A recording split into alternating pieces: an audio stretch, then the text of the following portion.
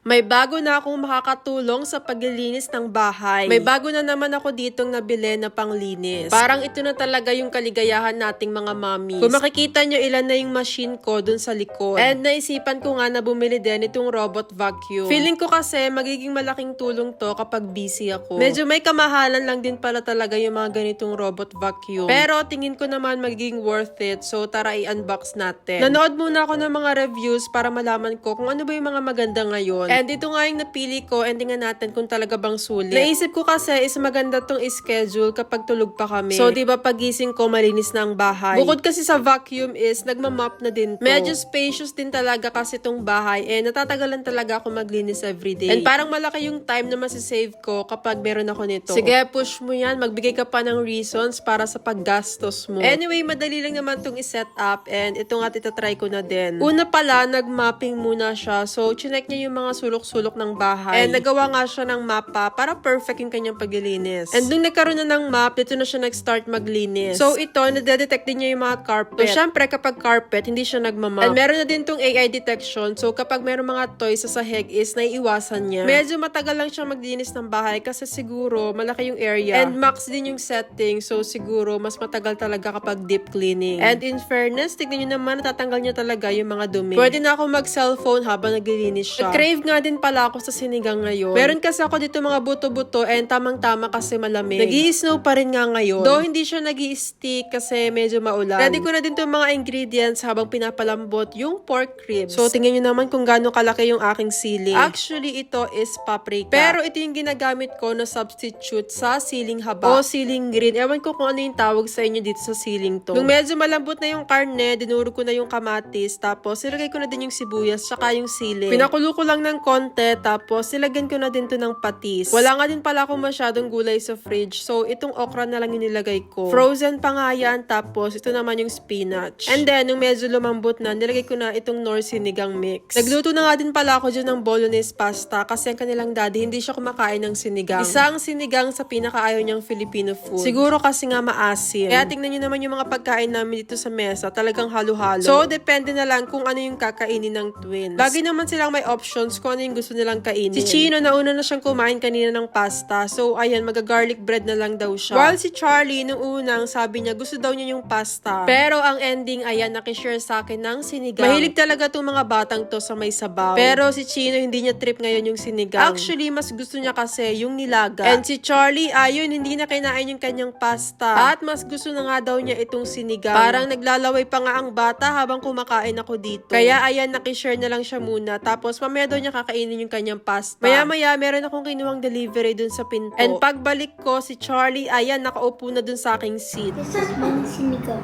At sa kanya na nga daw yung aking sinigang. O diba, naagawan pa nga ng ulam. After namin kumain, tumambay muna kami dito sa baba. And ito na naman kami sa aming mga mangga. Ang dami kong biniling mangga nung nakaraan kasi hindi pa siya masyadong hinog. And masarap nga to, yung medyo malutong pa, pero sabi ni Chino maasim daw. Diba, nagreklamo ang bata pero tingnan mo, inaagaw yung mangga ni Charlie.